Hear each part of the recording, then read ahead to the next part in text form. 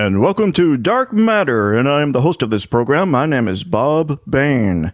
And folks, this is I guess you could say it's the reincarnation of Dark Matter from my friend, mentor, the late, great Art Bell.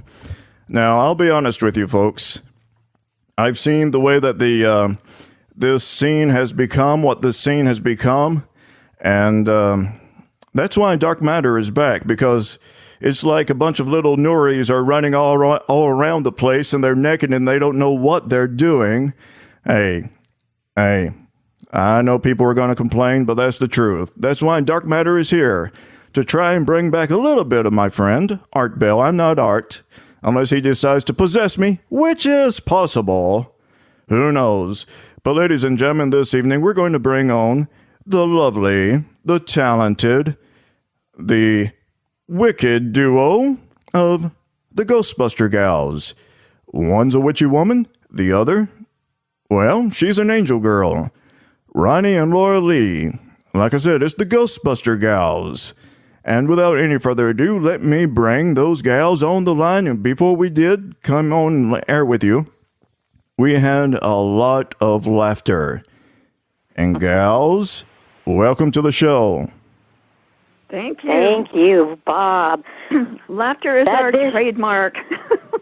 Yes, and that visualization of little naked Noris. Little naked Nuris running all over the place. About bursted out in laughter. That was the most perfect thing. I love it. Now, and I agree with you. Yeah, this scene has, you know, I don't know if you guys have kept up with what's been happening here in Nashville. I told you about it. The Nashville bomber on Christmas Day we had at the AT&T building.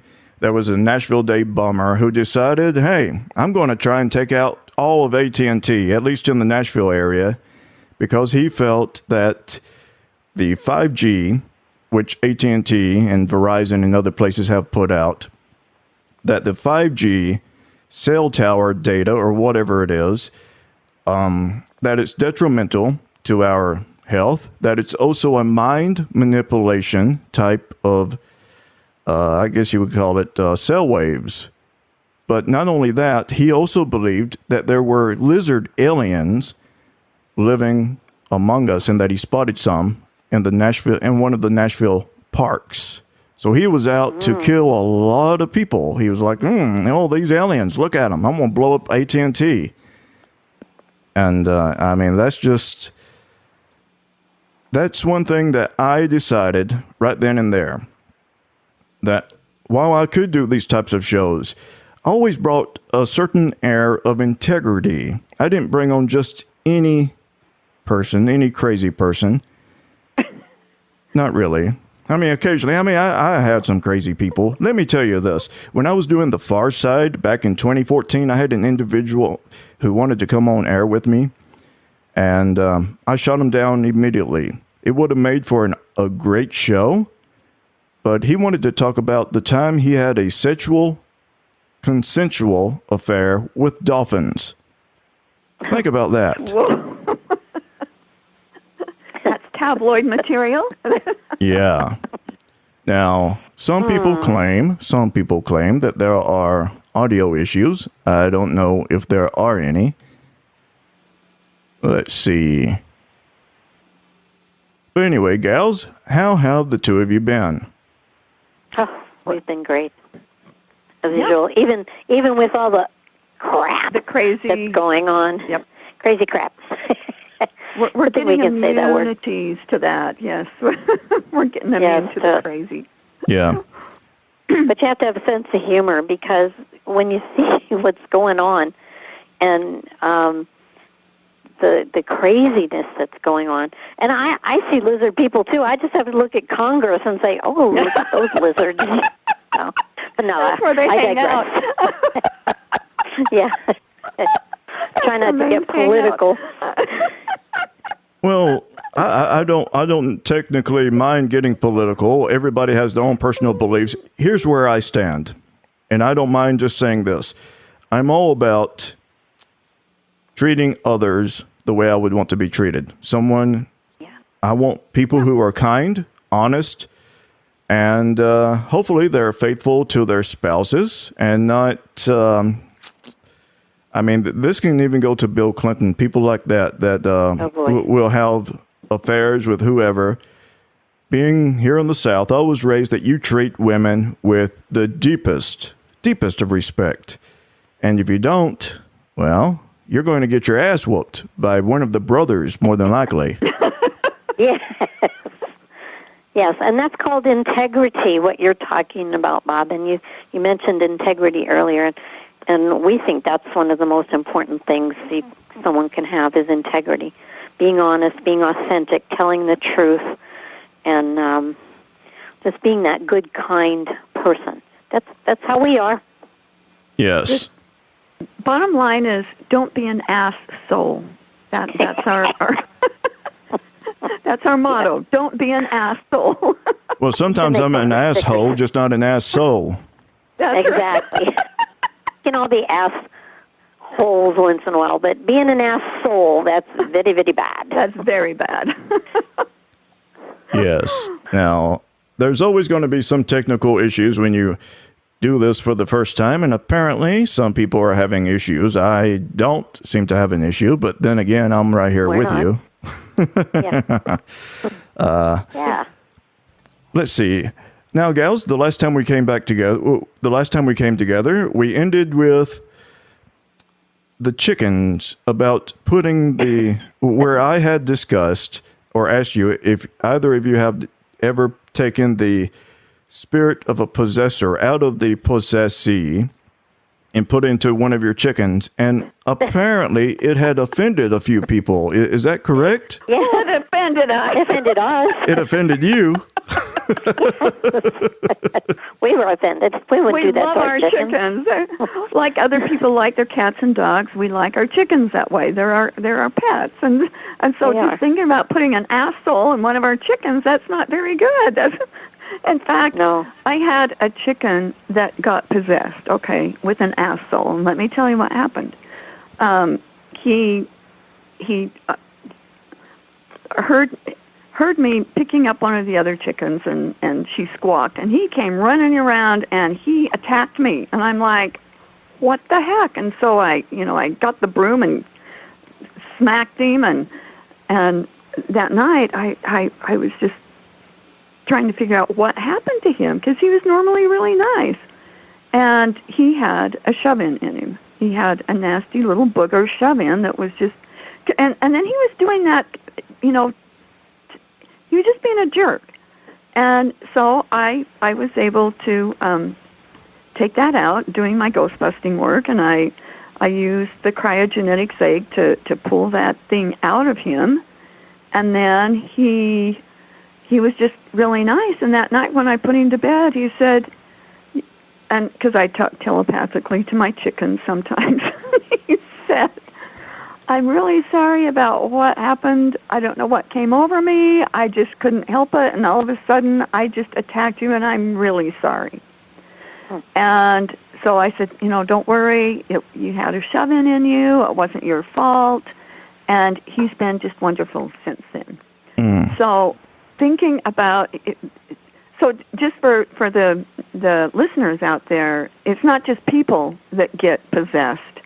Our animals can get possessed, and it can get really ugly. I mean, I still got the scar on my leg where he got me, and so it can be really, really nasty. We had a turkey on our farm that had a real nasty entity in him, and it was kind of a setup, because the group that put him in there knew how much I love my animals, and it was kind of a different situation, because it was designed so I couldn't actually remove it. If I removed it, he'd die. So this scenario kept going on, and he kept attacking people. He was nasty. He was drooling. He was just creepy, nasty. And there was a gal that was staying here, and it was her turkey. And I thought, oh my gosh, how can I tell her we got to put this turkey down. That's the only way to get, because we couldn't get the asshole out of it unless we took the turkey out. That was like the way this was set up. So she took it better than what I thought. I thought she'd think I was off my rocker, but she sat with a minute and she says, you know what, I think you're right. And so she was actually the one that called the vet and said, you know, we're going to bring this turkey. And at that time, you know, we live out in the country. You don't bring your farm animals into the vets to be put down. You just don't. You just, you know, go out and get your gun and you take care of it.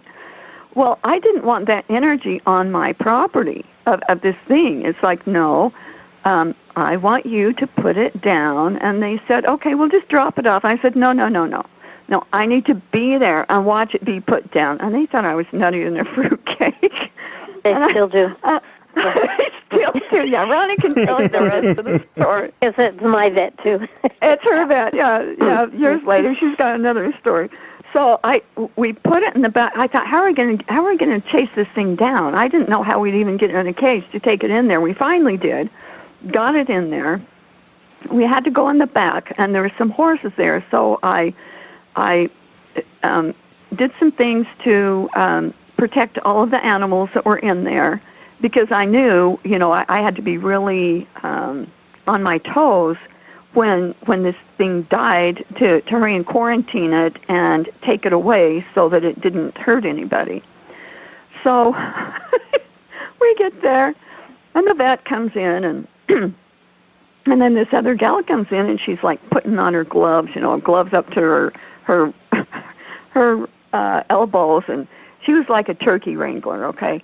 So she we open up the door, and she goes in and she grabs that turkey, and the turkey's like flinging all around, and the vet's there, and the vet shoots him, and it didn't hardly do anything. And I said, give him another one. And so he does it again, and then the turkey starts calming down. And I said, give it one more just to make sure. And then he's sitting there checking its heart and stuff. And I said, now, just please stay here for like at least a couple minutes. I don't want this thing coming back to life. The vet's looking at me like, what is wrong with you, lady? And so, but they obliged, because I paid them, right? I paid them good money to have this turkey put down. So they finally did it. And to my, I checked. He was down. He was gone. I had quarantined the nasty, evil thing that was in him and had that handled. And then they said, okay, you can take him home now. I said, no. I paid you to have him to take care of him yourself. You guys are gonna have him cremated. Nope, that was part of the deal. I paid for it. So they're like, oh, okay, we'll keep the turkey. So that was. So then we went back, and everything on the farm was just nice and calm. That turkey had terrorized the workers on the farm, the other chickens. It was just mean, and it was evil, and it needed to be put down, and it needed to be quarantined while it was being put down so that it didn't hop into somebody else. Okay, now Ronnie has the rest of the story. Do I? Oh, my gosh. You mean with them telling me how crazy you are?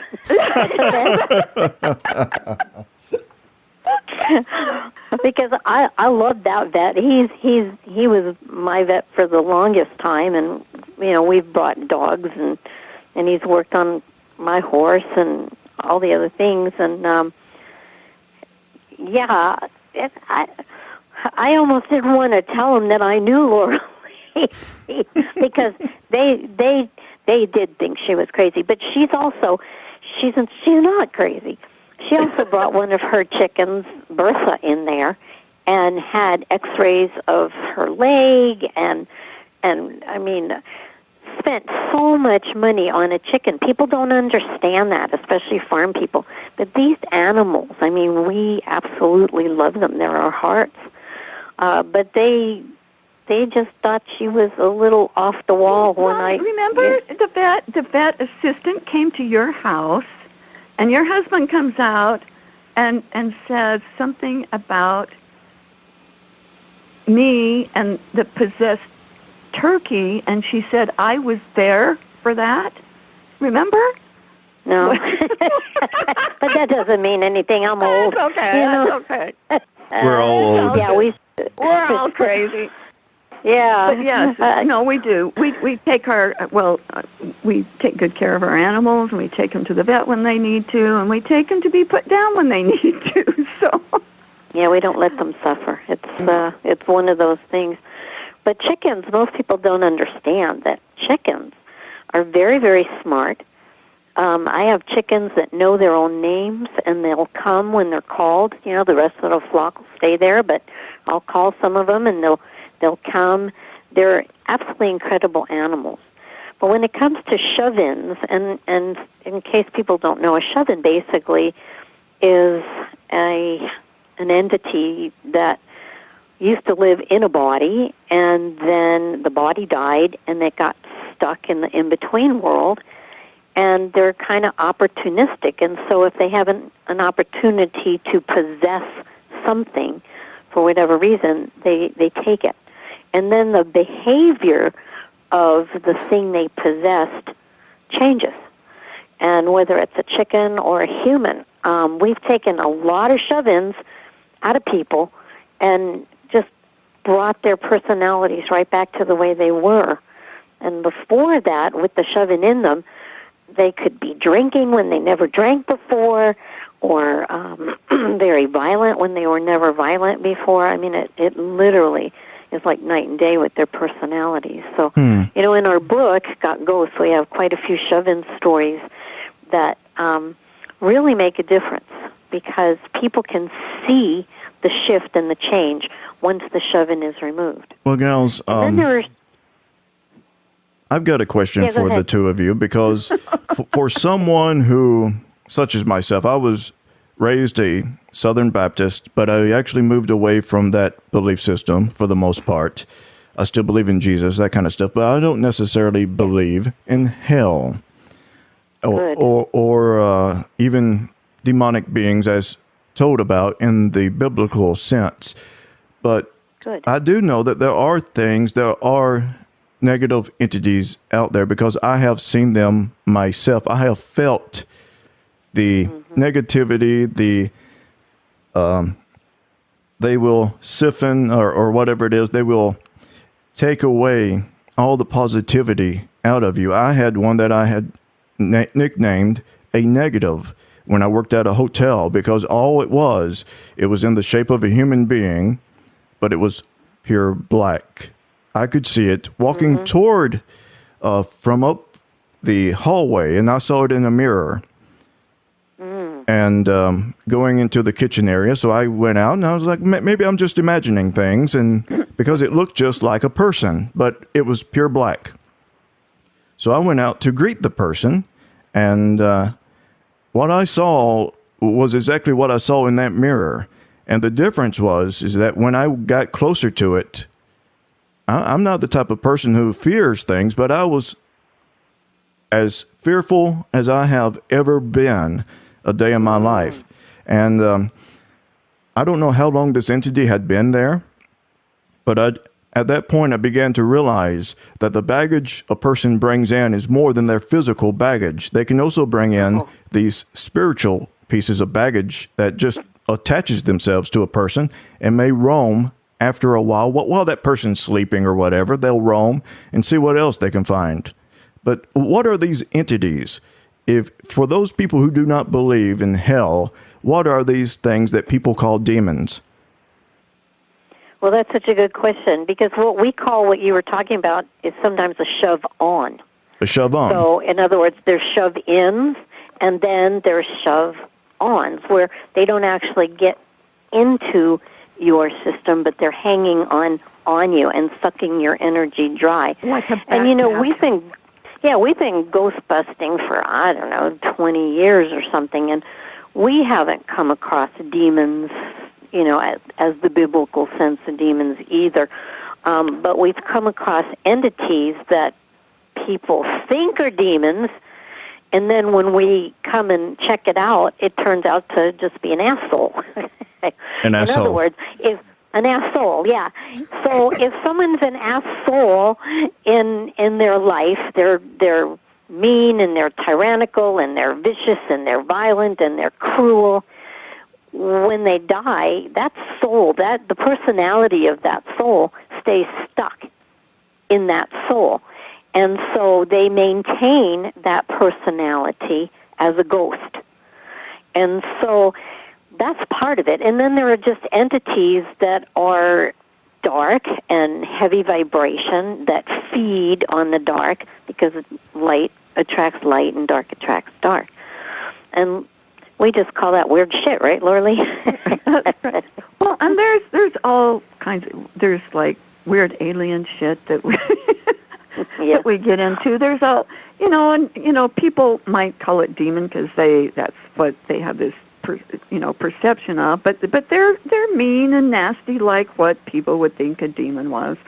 So if you want to call a demon, oh well, but they're this cosmos is so full of stuff. It's like just when you think you have seen it all, then you see something else. Oh, yes. I mean, even theoretical physicists such as Michio Kaku, Brian Greene, both of whom have appeared on my show, not necessarily this one, but the other one that I used to do.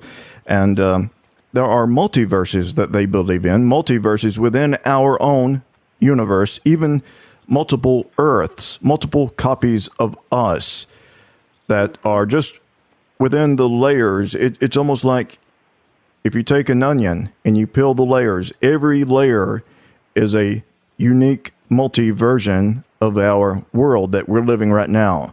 Sometimes you'll get a good universe, a good world. Other times you might get one that an apocalypse has already happened.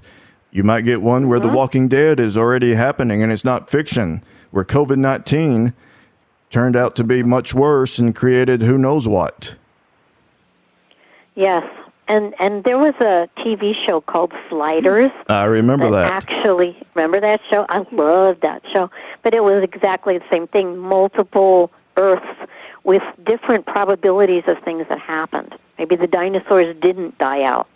Maybe women ran the world instead of men, things like that. So I kind of go with that attitude and that belief structure that there are multi-dimensional places and things, and it expands and it just goes on and on. So we don't know everything. I don't think there's anybody on this planet that really knows everything. We just make our best guess. And with Lorley and I, we've been in this metaphysical, spiritual world for, 30, 40 years, a long, long, long time.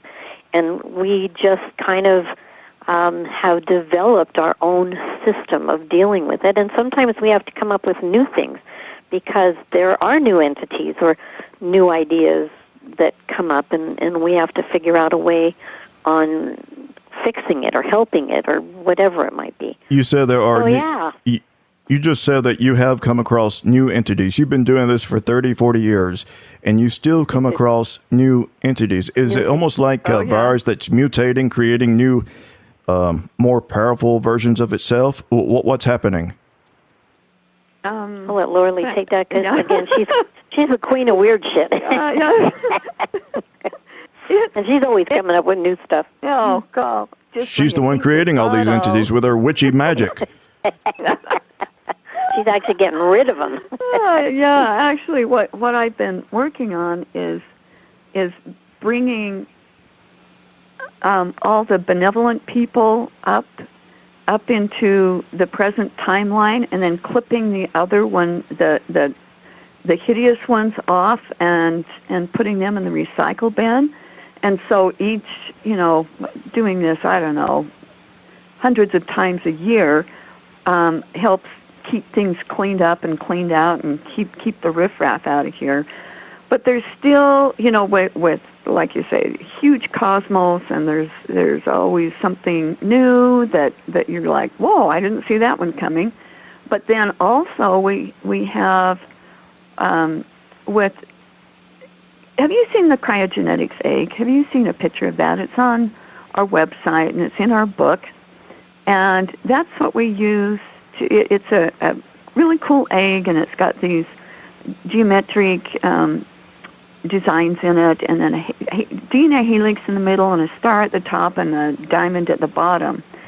And we use this egg to quarantine ghosts, and then the egg takes them off to go to the cosmic recycle bin where it sorts things out, and if there was anything good, it pulls that out and then totally takes the rest to zero.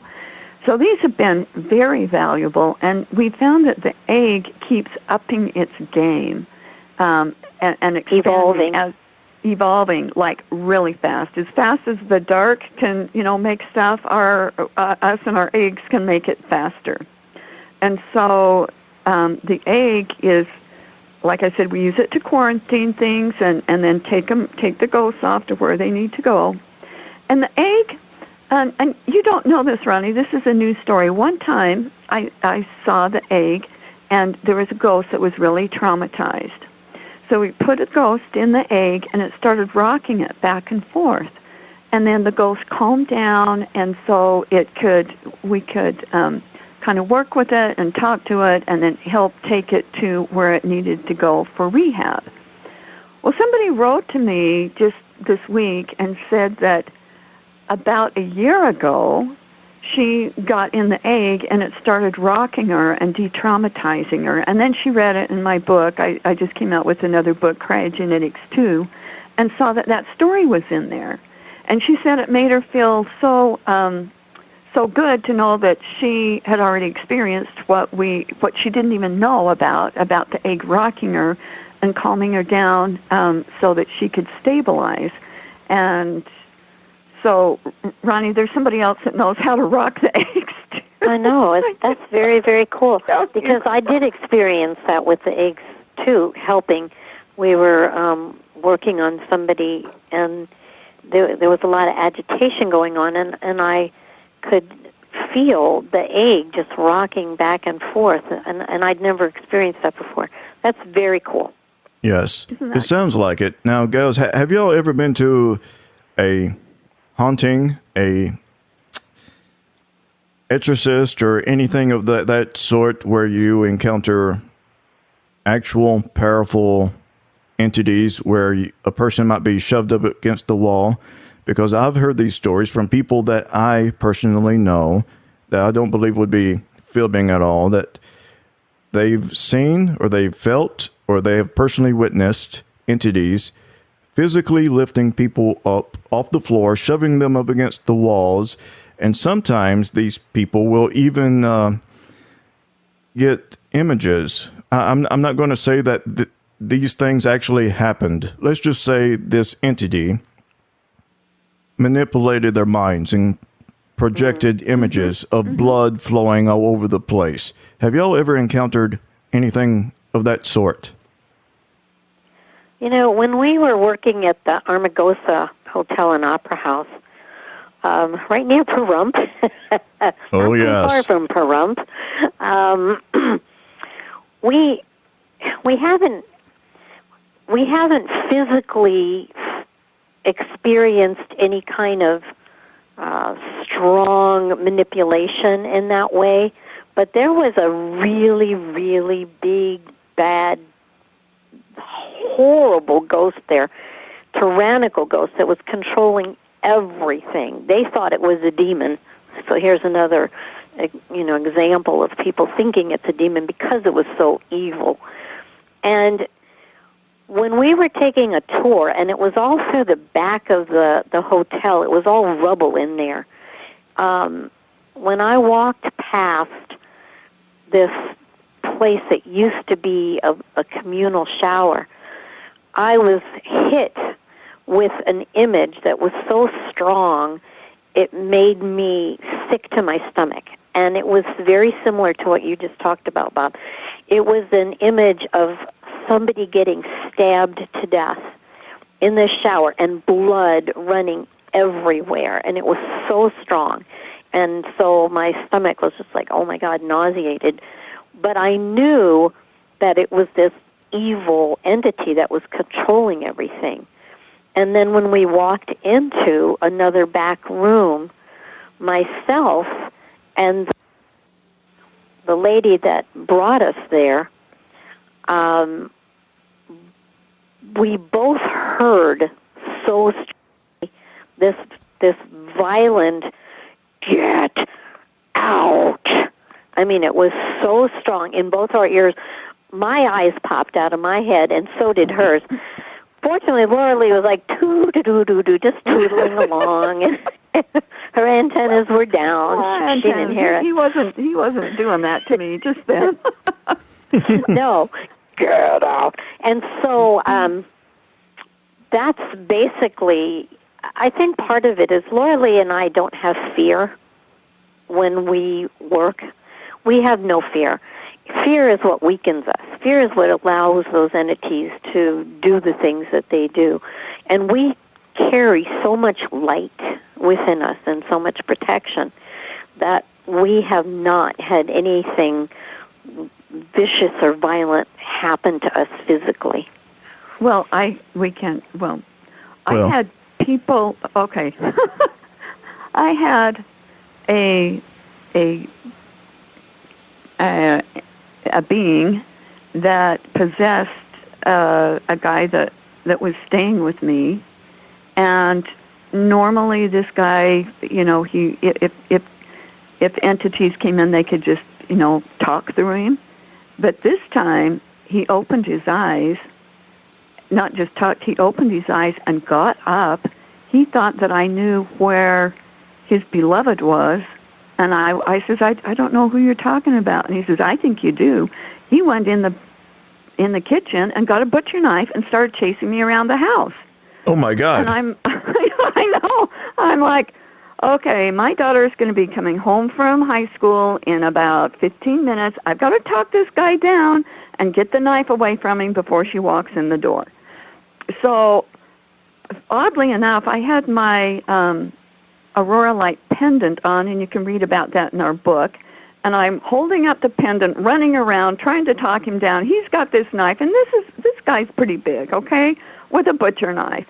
And I knew somehow I knew I'd be able to talk him down.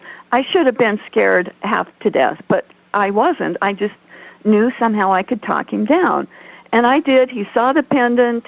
He started calming down. He said, listen, I think I can help you, but you got to put the knife down, So I got him to put the knife down, and he sat down. I said, listen, tell me who this is. I think I know where she's been trapped. And so he did, and I helped him find her, and now we're besties, okay? But it was kind of rough in the beginning.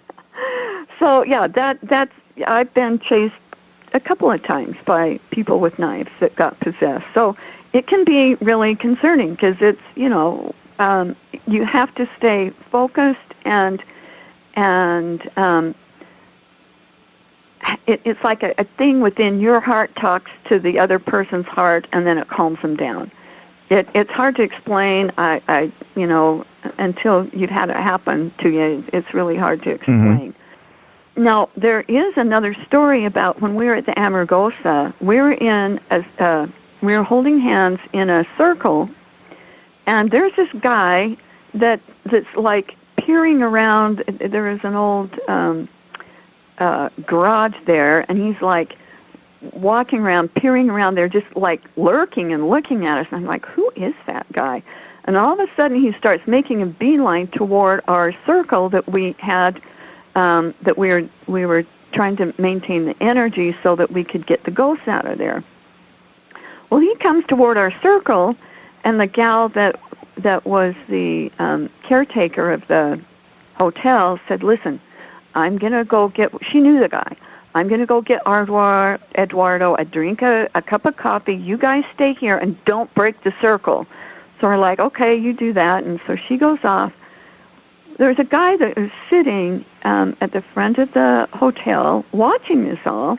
He says, how come you're coming here? And she says, oh, I'm just going to get Eduardo a cup of coffee. And he says, you're going to do what? What? Who? She turned over, and Eduardo had disappeared. He wasn't real. And we all saw him. You saw him. We all saw him. We all saw him. And he just was literally physical. disappeared.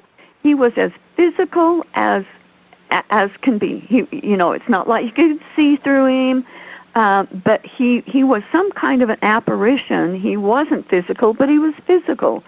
There was so much weirdness that happened there. I don't know how they made something physical and then disappear. I don't know how that was.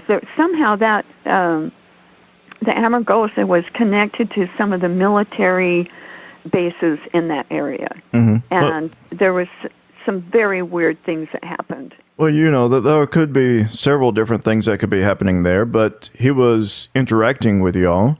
I was almost thinking maybe it could have been a recording, because we know that can happen where rocks or a situation can record people, can record emotions, can record events. But I don't know if rocks, if the magnetic system of the earth could record consciousness as well. Could that be possible, that some of the ghosts that we are seeing are, especially if they are able to physically rearrange themselves, could it be possible that they are somehow a part of the earth, and maybe the elements are rearranging the conscious being somehow from their recording? I mean, talk about strange shit, right? Yeah. Anything's possible. It felt to me more like it was a deliberate action. It's like the nasty ghost Ronnie was talking about. It was almost like he was like a conduit for whatever was going on with the military experiments or whatever. And this Eduardo guy that was a real guy, but they turned him into an apparition. It's almost like it was all intertwined. It wasn't just one or the other. It was all working together. There was another guy that went there, and he started putting his things away, and a cat came in, and he bent down to pet the cat, and he comes out screaming. And he says, "What's the matter?" He says, "There's a cat in there." And I said, "Well, okay, we'll come and get him out." He says, "No, you don't understand. It's only a half a cat." What? And and then I've heard of stories of half a cats where there's just, and apparently it was the front half. Then I had to ask, okay, was it the front half or the back half of the cat that was there? And apparently it's the front half, and I guess there's a lot of other stories about half a cats. I looked it up on the internet later, and there was some stories like that. Well, my dad had told me a story back when they lived on a farm. I guess he was a teenager at that point. I don't know if this was when my grandfather and uncle, before they got struck down by lightning and killed. He was 15 years of age when that happened. But when they lived on a farm, my dad told me that he was, I don't know what he was doing, but he encountered a snake with a man's head. But also on that property, a man had been hanged during the Civil War, and after my grandfather and my uncle were struck down by lightning in 1957, I believe it was, or 58, my grandmother would see a light every single night for almost a month straight going to the family cemetery after they died. So somebody went to visit them at night? She doesn't believe that because it was the family farm. There was a gate, from what my dad had told me, and actually I've been there once or twice before as a kid. So there was this gate that only a person that actually lived there would go, because it was part of the farm. It was the family cemetery. So I have no idea. And my dad even told me a time after Uncle William, that was the uncle who died, after Uncle William died, I don't know how long it had been afterwards, but Dad would hear a bicycle inside the house. And Uncle William apparently rode his bicycle. He was 27 years of age, never had a girlfriend, according to Dad, never had any aspirations to leave the farm. He loved his farm work, and he rode his bicycle. Yes. Well, that, to me, sounds like he might have become a ghost. Usually when people die in a sudden manner, like lightning would be pretty sudden, sudden, Sudden? or it's sudden, Southern sudden? or they might die, in extreme pain or fear, all those heavier emotions. That's what creates a ghost, because the spirit pops out of the body, and the frequency and vibration is so heavy that they don't get to see the tunnel home. It's there. I believe the tunnel's always there to go home, but their vibration is so heavy they don't get to see it. Then it closes back up and they're stuck between the worlds. And then they sometimes don't even know they're dead. Most of the time they don't even know they're dead. And they continue to do the things that they like to do, like riding a bike or cooking in the kitchen. I mean, we've had so many ghosts that just continue their life like it was still going on. And yet the people that are physical living in the house, they can hear the cabinets moving. They can hear, like you said, the bike riding. Sometimes it's a dog that gets stuck, and they can hear that's the time I heard a dog that was stuck. I could hear the nails on the wooden floor just running, and I thought the person was kidding me when they said they didn't have a dog. I said, no, I just heard that. No, that's just old buddy, he's a ghost. It's like, no. And I had to go out in the hallway and see that there really was no dog there. So, yeah, that's what happens when people stay as a ghost. They are dying in that heavy frequency or an attachment to things, and they get to be in the in-between world. So that's why Laura Lily and I, we got the Ghostbuster gals going, because it's a rescue mission, basically. We're rescuing people from that in-between world. Can a person who is stuck eventually degrade, as in the good humanity that was part of them? Could they eventually become something like, I'm going to butcher the name because it's been so long since I've heard about it or talked about it. What is it? Incubus, succubus, the sexual demons or entities? Could it be? Yeah. Well, what are those? Are those humans that have a porn fetish? Well, what is it? Oh, Ronnie can tell you. Oh, boy. Oh, can she now? Oh, she I've had can. an experience. And we I've had have an the story in our experience. book, too. This is in our book, so people can read It embarrasses me sometimes. Oh, but but it's so good. No, Oh, my I love gosh. this story. yeah, well, to answer your question, my opinion, just my opinion, is that incubuses and succubuses are not ghosts in the sense that they're not humans. They didn't live human lives and then get stuck as ghosts and then become incubuses and succubuses. And just so people know, an incubus is a male entity that is sexually, it's about sex. Let's put it that way. It's very perverted. It's like, let me tell you my it can story. be, but it doesn't have to be. There's good ones and bad ones, just like people. Yeah. There's nice ones and then mean ones, okay? So, Yeah, okay, go so- on, Ronnie. Oh, boy. So when I lived in Arizona, I had roommates. I had a nice big house with a pool. It was lovely. And one night, am I talking about this on the radio? Yes, you are. This is terrible.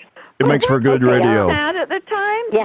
You were kind of sad at the time. There was I was lonely. You were going through something, and you were. I was. sad. I had broken up Yeah. with my boyfriend and it she was was a sad. long time, and I was upset, and I hadn't had sex for a while, and oh goodness! But one night I was visited by an entity that looked like, it didn't look like a human. It was very odd. It had kind of a hairy face and big brown eyes, dark brown, and pointed ears, almost like a wolf man type thing, but it wasn't. And it was so gentle and so kind and so loving and so giving. And we made love. Let's put it that way. You had a A relationship. wonderful evening We had. together. A wonderful Did it? evening. It was kind of great, yes. And how long did your It wasn't relationship? great. Come on, Ronnie. And how long It did was your out of relationship this world. last? It was only a one-night stand. Oh, you didn't call him back But or anything. however, It was out However, of this world. it was. But here's the weirdest part. The weirdest part. Okay, so I thought, okay, I was dreaming. I just thought something was wrong with me, blah, blah, blah. No. So the next day or 2 days later, my roommate comes out into the kitchen, and she said, you know, I had the most incredible experience. I was visited by this alien or wolf-type creature that made love to me. And I'm like, what? I had that guy too. That's mine. I'm like, what? Wait a minute. I'm going to have to kick his ass. Yes. Actually, I'll fight you for him. No. The thing that the way I felt was like, holy crap, what the, I wasn't really awake or I didn't know about stuff like this. I thought I was imagining it. And when she's had the same experience, it's like, oh my goodness gracious. So we kind of researched it and saw that it was probably a succubus. The interesting part about this is, like, years later, I was having a conversation with a friend of mine who is a New York Times best-selling author. I won't mention his name. And he's gay. And he was telling me of an experience he had with the same type of creature, a male creature like ours, and described him almost identical. To the little pointed ears and the soft, beautiful eyes and the kindness and the gentleness and the sweetness. So he had the same kind of experience. So there's something to it. As Lorley said, sometimes these incubuses and succubuses can be, or incubi and succubi, as they say, can be Go to Betty evil. Bye with an incubi. Yeah. That's what you used to always say, yeah. Betty Bye with the incubi. They could be evil and dark also, but these were benevolent, gentle, kind, sweet beings. And Healers. They were healers, is what they were, because they were healing trauma. Or emotional. Yeah, emotional healing. And I wonder how many of those, which one is the female? The succubus. I wonder how many of those succubuses are out there pregnant right now. None. Spiritually pregnant succubus. Yeah, I mean, really. And then you have all these little baby ones roaming around. They have little safe baby sex, okay, they know. Oh, we are really degrading now. Really degrading. Yes. They're smart enough to know. The Howard Stern Show. There are things out there that most people don't know. And if you stay open-minded and open-hearted and yet still protect yourself, because we use that cryogenetics egg that Lorley talked about as a protection against negative energy, there's a lot of things that are going on. This is the time for wake-up for people. I don't know if anybody out there is feeling it, but I'm getting a lot of clients and a lot of people going, wow, stuff's going on. I'm just feeling like I'm at the edge of something, and it's because it's a wake-up call. Things are about to become clear. The light.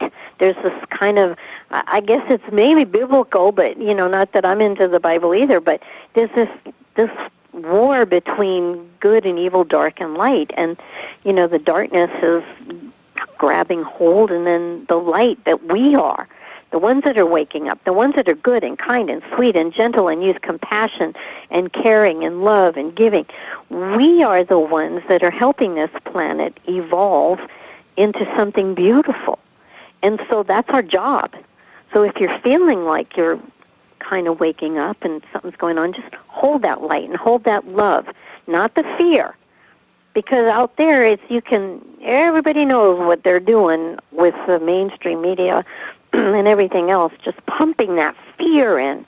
with this virus fear and all this other fear. Yes. I don't buy into that. It's use that love to help balance things out. I don't know how true this is, but it was a dream I had on multiple occasions. Usually, if you have a dream on multiple occasions back to back, it holds some truth. I had a dream once of, I guess this group, if I'm not mistaken, it was called the Brotherhood of the Light. And, yes, Brotherhood of Light. And these individuals were essentially bright, light, empowered people who were fighting against the darkness. I don't know if these people actually exist, if it's a spiritual being. They are. They do exist. Huh. Well, that's yes, the interesting. Brotherhood. Yes. It all exists. Everything exists. But the Brotherhood is a group of beings. Some people actually think it's the same as the Galactic Council.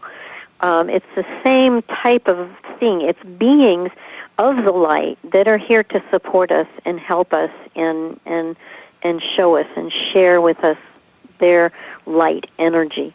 So yes, the Brotherhood of Light is a real I found that really strange. In these dreams, darkness was approaching, and I don't remember the message they were giving me, but they were essentially saying we need to keep the light strong because darkness is approaching. And how long ago did you have those dreams? Oh, this was like 2 years ago, something like that. And I just, it's just a dream, really. And with dreams, you never know what the time frame is going to be if these are prophetic type of dreams. Mm-hmm. Yes. So who knows? Well, I think they're happening now. I think, when you really look at some of the strange agendas that are going on the planet, the dark has their agenda, world control, world domination. And then the light, we have our agenda of peace and love and caring and compassion. Freedom. And, freedom. Exactly. So some people, we have our finger in the world of metaphysics and spirituality, and we can see what people are saying. We have people all over the world that are contacting us. And so they feel the same kind of thing, that something is coming. And our job as light workers, which is what you are, Bob, you are a light worker, and that is to hold that light and hold the peace and hold the love, because love is the highest frequency and vibration there is. Yes. Nothing can touch it. Now, we've got like 5 minutes left, but if you want to go over, we can. But Laura Lee, I want to ask y'all about the cryogenic egg, I believe it's called. Mm-hmm. But because when you were mentioning that, there was one thing I've always been wondering. With negative entities, extremely powerful negative entities that probably the spiritual world would be better off without altogether if we just kept them imprisoned or whatever. Would it be possible to use your cryogenic egg, capture one of these extremely powerful entities, and make them into a battery source, almost like an unending source of energy? I hear you go, I think that's an interesting concept, because what the egg does is it recycles things. And if there's anything good or benevolent or useful, that comes out the other end, and the things that are just downright evil and not useful get poof, they're gone. But could you use it as an energy source? I mean, to use that negativity, or would that be something What the eggs would have to do is clean it out. I wouldn't touch the energy with a 10-foot pole till it had been neutralized. But yeah, I see what Bob's saying. It's kind of like a proton pack, you suck those energies in there, and then take that and launch a rocket with it. Yes. into light. We haven't been able to do that yet, but the eggs are evolving all the time. That would be a very cool thing. They've evolved, and I just wrote a book called Cryogenetics 2, and it tells all the modalities that the eggs go into, and we call it the badass egg. And there's a whole list of things that it can do. And so you can One of the things that I was talking to Ronnie about was that when I feel a lot of yuck on me, and you just can't think very well, and you just feel like you're kind of hunched over, and so I got in the egg and told it to go in sickle mode, and so it took this like sickle that went all the way around the egg and clipped off all of the things and the energies that were tying into me. It clipped them off like scissors, like it just cut them, and then it poof, it's like it's gone. And I was able to take a deep breath and like stretch my back, and it was like poof. It was like going into another world. So these eggs can do marvelous things. When you're feeling really down and crappy, and you get in your egg and say, "Okay, please clean me out." Maybe it'll go in vacuum mode. You never know what the egg is going to do. It's got its own consciousness. They're just like amazing. And so I don't go to sleep without one. I don't either. I don't leave home without them. Every night, egg me and the house and the chickens and. Where do you get these cryogenic eggs from? Do you have a cryogenic egg chicken? No, but I'm oh my God! Wouldn't that be nice? I'll have to name my next. Bob. Here I go again. Funny. You're so funny. You are so funny. I love it. No, because they're. Go ahead, Lorley. You go ahead. Well, the eggs. They're non-physical. Once you see it, then you can imagine it, and then you can actually. The eggs are sentient beings, and you can talk to them, and say, "Okay, my husband over there is being like really angry, so you put an egg around him and kind of calm him down, and maybe it'll rock him. So you can just use it to help you manage your life and your world. They're amazing.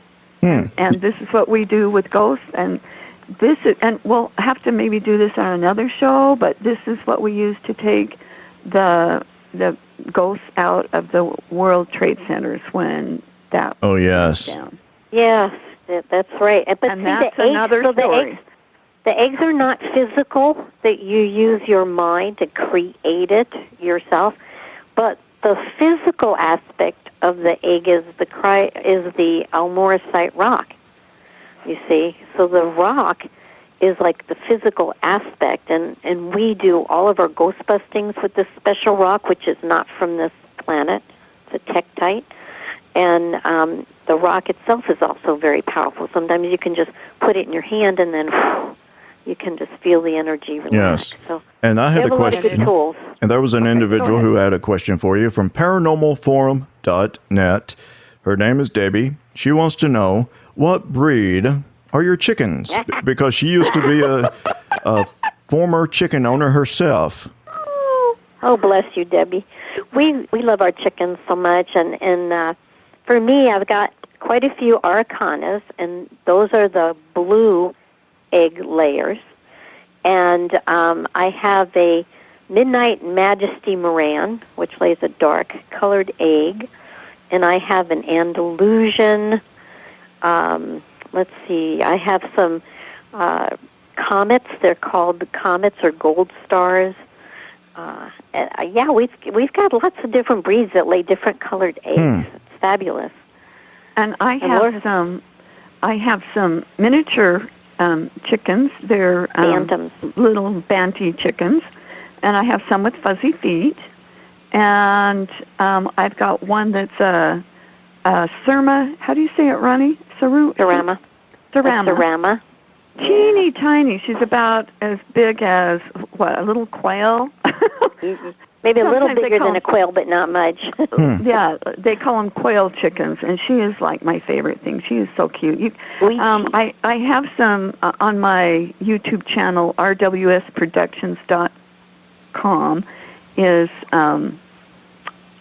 some pictures of my chickens and my ducks and the crazy, all the crazy things that happen on the farm are pigeon, the pigeon that I rehabbed, and Pidgey Poo.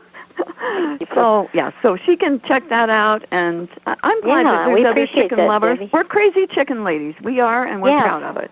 Oh, yeah. And all of our chickens have names, every single one of them. They do. And And they're old. Some of our chickens are almost 10 years old. Wow. Which is unheard of. Yeah. I don't name my chickens, but then again, the only breed of chicken I have is KFC.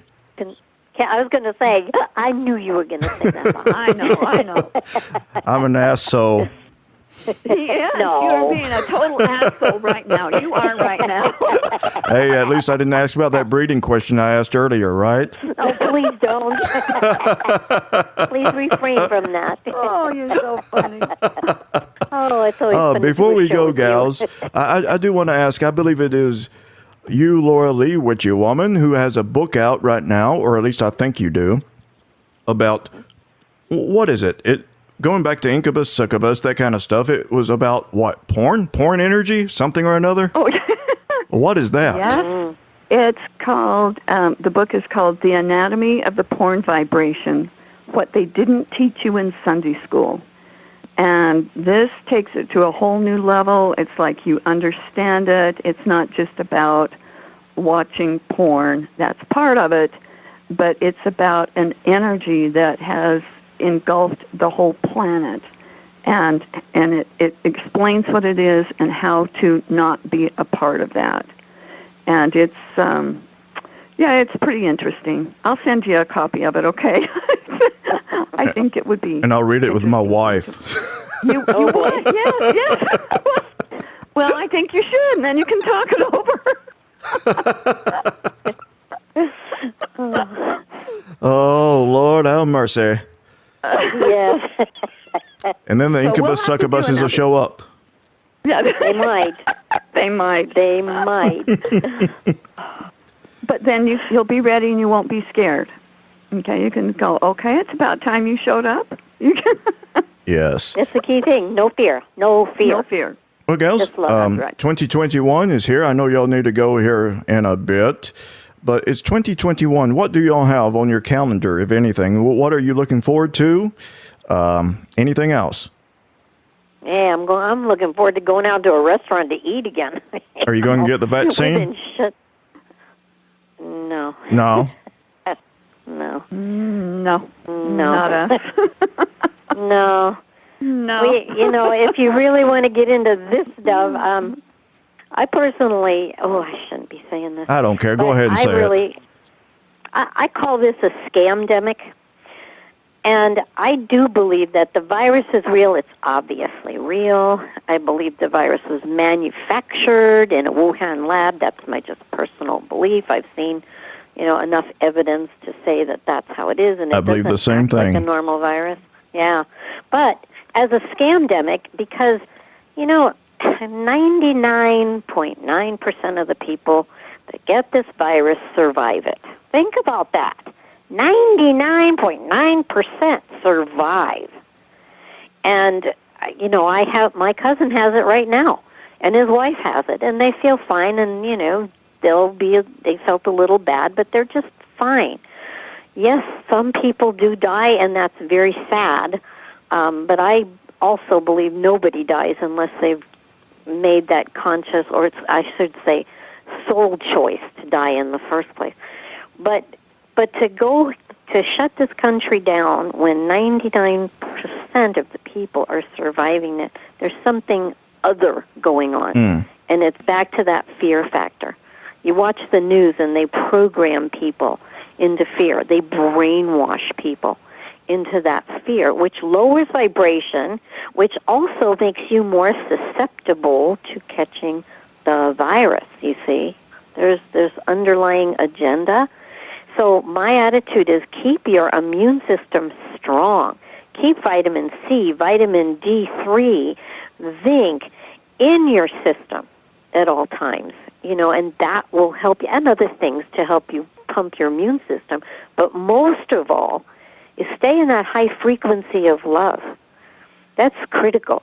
When I was a hospice volunteer, not to really go off into this tangent, but I was a hospice volunteer for a long time at the VA. And we would get patients that had AIDS, that had hepatitis C, that had some very, very serious diseases that were, you can contract very easily.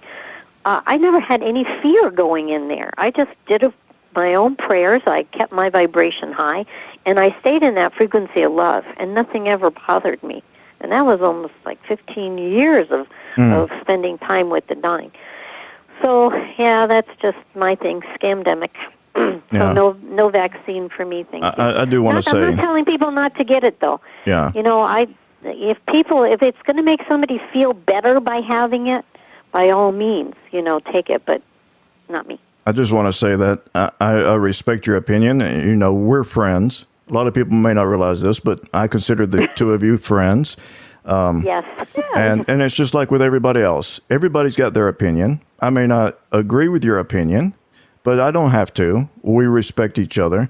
I believe that there is scientific evidence, scientific facts to support the fact that there's a deadly virus. I mean, you even admitted that. There is. I will be getting a vaccine myself. I believe that it came out from Wuhan or somewhere around there, a lab. I think it was accidentally or purposely released. Yeah. But it's like you let a cat out of the bag. Is it going to go back in the bag? I doubt that. Even with the vaccine, where will we be? Where will we be in 5 years from now? Will the vaccine continually work, or is it going? Or will the virus continually mutate as we are seeing right now? Which, in my opinion, is highly unusual for a virus to mutate as fast, as rapidly as it has been as soon as a vaccine is made. Now, I'm not saying it's not possible. I'm just saying I find it strange that... Well, don't you think maybe it's got some help? It possibly has. Out in South Africa, the South African strain of the COVID-19 virus, according to what I'm reading, they don't know for sure that the vaccine is going to work with it. Yeah, I heard that. Yeah, it has a different modality of attaching, and yeah. Yeah, but guys, there's always going to be something. What? People are making billions off of this, billions and billions of dollars. Well, thankfully, they're not going to charge the citizens, but they are going to charge the government. If you ask me, that is bullshit. Give the government, give the world population this vaccine. Don't charge anybody. I understand it costs money to make, but you shouldn't be profiteering off of a worldwide pandemic. You just shouldn't. Absolutely, I agree. Just like with insulin, you should not be profiteering off of life-saving medicine. Period. Absolutely. Exactly. Now that's a different type of show, but that's my belief. Yep. No, I agree. Only if you're an asshole would you do that, right? Yeah, the dark. It's that's right. You know, that's how you tell the difference between the dark and the light. Is it greed, control, manipulation, and fear? And you can know that that entity or that thing is operating in the dark polarity. If it's giving and loving and kind and sharing and compassionate, then that's the light. So you can look at anything with those terms and see if it's dark or light, and then decide where you want to play. Yes. Now, when it comes to these entities, I know y'all need to go, and I keep talking. I mean, once I talk, you just can't shut me up. I'm kind of like one of those Pringles commercials, you know. Once you start, you just can't stop, man. Just that's why you call it a talk show. Exactly. Okay. Question. What's your question? I had a question. It flew over my head. But anyway, when you have these entities that you call the assos, do you ever poke the asso with a finger? Like, hey, I'm going to poke you asso. You know, and then actually, sort of, kind of, I do, because the egg, I'm glad you brought this up, because Ronnie and I were talking about this. The egg will, when I get assholes on me that... I hate that because they smell. Talk me. Yes, well, sometimes they do. Okay, sometimes they do. Okay, so when they're like trash talking you, they won't leave. They keep making. They just, you know how they are. They just tell you stupid things and trash talk you and make. I do the same thing. Scared and it's like that's not me with this. Who is this? So what you do, and these are magic words. If you say, "Screw you, loser. Now, it's not F you loser. You cannot say that. That'll put you down in the porn vibration. When you say screw you loser, I'm not buying it. What happens is it calls up a cryogenetics egg that goes into battle mode. The star at the top starts spinning, and it goes after the asshole, screws into him, and gives him truth and justice juice.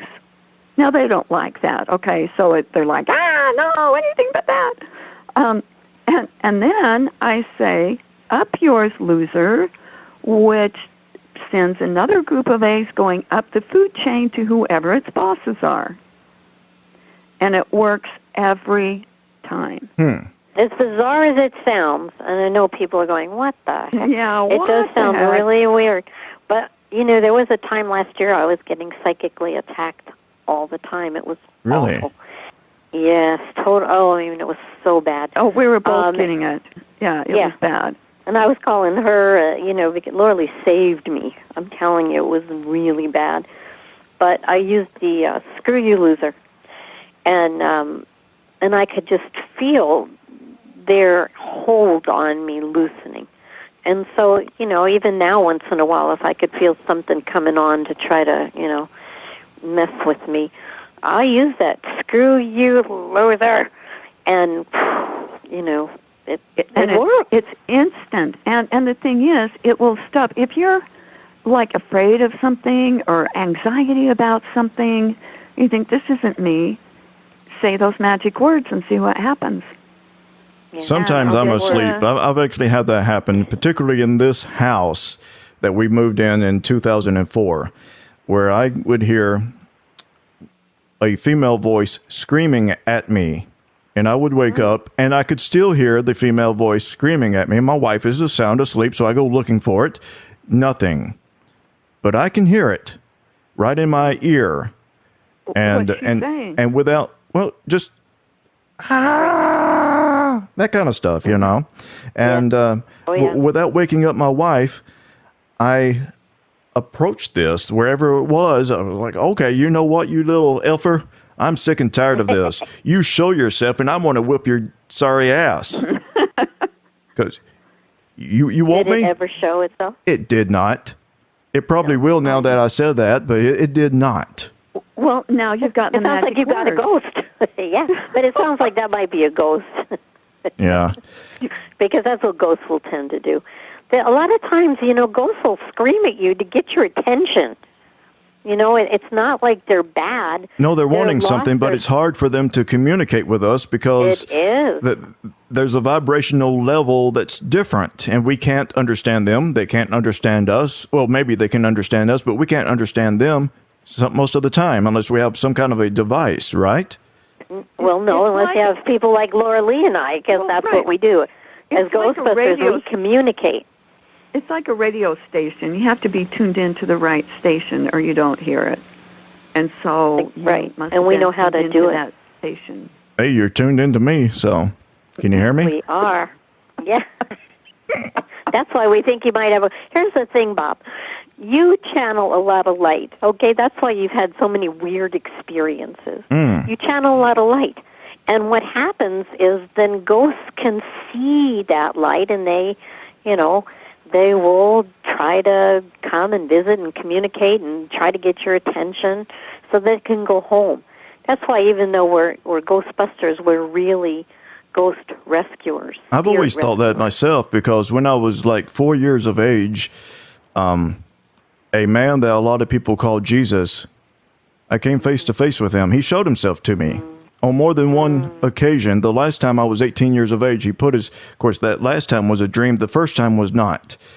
When I was 18 years of age, in this dream, he put his hand on my shoulder and said goodbye. And then when I woke up, the bed was shaking just as if I had been jumping up and down on that sucker. And my heart was beating just as though I was like, oh my God, what was that? As though it actually happened. And to this day, I don't know what that meant. Goodbye. As in, I'm going to turn into the Antichrist? As in, I'm going to go to hell? Who knows? God, man. Well, remember, there is no hell, but yes. Well, there is a personal hell. A person can develop hell. Yes, and person can choose to go to hell. but God never sends people to hell, ever. So if anybody's ever seen that movie, What Dreams May Come, it really kind of explains a little bit about what happens on the other side and how thoughts create reality. Now, thoughts create reality here on this side, but just not as quickly. So if you think you are going to go to hell when you die, you will go to some form of a hell. And I have personally rescued people out of some type of hell. It seemed like a hell kind of place, and I have been able to pull them out of it. But just so you know, it's not God sending you to hell. It's your thought processes creating it for you, and you can always uncreate it too. Mm-hmm. But for you, I it's hard to know what that goodbye meant. I think he was just saying, I'm going to go for a while. See you later. Yeah. Yeah. But gals, when a person commits suicide, I've had that personal experience. I have not committed suicide. I wouldn't be here if I had, unless this is the other side. But I've had loved ones who had committed suicide. Yes. When that happens, is there a way to make sure that they move on? To help them, because right now, obviously, they're hurting. That they were hurting when they did it, and so therefore, we've got to find a way to ease their pain and get them to realize it's time to move on. Release that pain. Go. Be in the light. It's easy to say that to somebody, but it's harder for them to release the pain. Most of the suicides that we've had, 90-something% of them, when someone commits suicide, they do not get to cross over. They get stuck, and a lot of times they get to repeat their death over and over again. And I guess, and you want to talk about hell, when they repeat it. The first time I ever actually did a ghost busting, this is in our book too, it was a woman who committed suicide, and so it's a long story, but to make it short, she got pregnant from the master of the house. She was a servant, and she hid her pregnancy, and she had the baby in a big clawfoot bathtub, and she killed the baby. And she wrapped the baby up in white towels and took it down to the trash and threw it out with the trash. The guilt of that was so overwhelming. Not that even she killed her baby, but that she didn't give her baby a proper burial. Wow. That was her main thing. I know, it's like weird. But she was haunting the top half or the top part of this mansion. And she would pace and pace and pace, and everybody physically heard the pacing, and nobody wanted to go up there. So this was my first experience as a Ghostbuster. I didn't even know I could do this kind of thing. I just went with a friend just because I was curious. But we went up to the top, and I was able to perceive her and see her pacing. And I was able to communicate telepathically with her, but her problem was she didn't feel she deserved to go to heaven because God hated her because she didn't give the baby a proper burial. So I was able to, at the time, the only thing I had to go by was that TV show Touched by an Angel. Oh, yes. Right, because I had no experience, and I remember watching that show. And so I was able to communicate that God loved her and God forgave her. And I was able to get her to cross over. But I would say in all the suicides we've ever seen, the one I remember was a man who was ill. He was diagnosed with some cancer, and he was going to die soon. And he didn't want his family to go through that with him and cause pain for his family. And so he laid out a shower curtain by the door and shot himself. And he didn't want to make a mess. That's how much he paid attention. He didn't want to make a mess. So we did that. And he left. He crossed over immediately because his attitude was not about him being in that, oh, poor me, I have no hope, but there's nothing to live for because I just have no hope, which is most of the reason why people kill themselves. It's no hope. but he was doing it for somebody else, and that vibration of that higher light vibration helped cross him over. So we want to help take care of your friends that committed suicide, because we know that they're stuck. And that's the kind of thing Laura Lee and I do. We'll go in and we'll communicate with them and find a way to get them to cross over. And sometimes it's finding a person to help them cross over. Sometimes we bring Jesus back. We call him Yeshua, because his mother did, But the entity, vibration of who and what Jesus was or Yeshua was, we bring that back. But if they're not religious, that's not going to work. They won't go with Yeshua. They won't go with angels. So we have to find what it is that they're connected to. Sometimes it's a pet. We've done that before. A young teenager that died. We had to bring his dog back. That's the only thing he would go with. Very weird. So our book, Ghost, talks a lot about these stories and how we help people cross over and what we have to use, to help them cross. And we don't make them. It has to be their choice. But we do bring the tunnel. We open up a tunnel for them and then find that way to get to them. So, yeah, we do want to help those two ladies that you've told us about to cross. And it will be our gift to you and to them to be able to do that. Well, we appreciate it. We'll have to talk to you offline and get the background on it a little more, and then we'll work on that for you. Yes.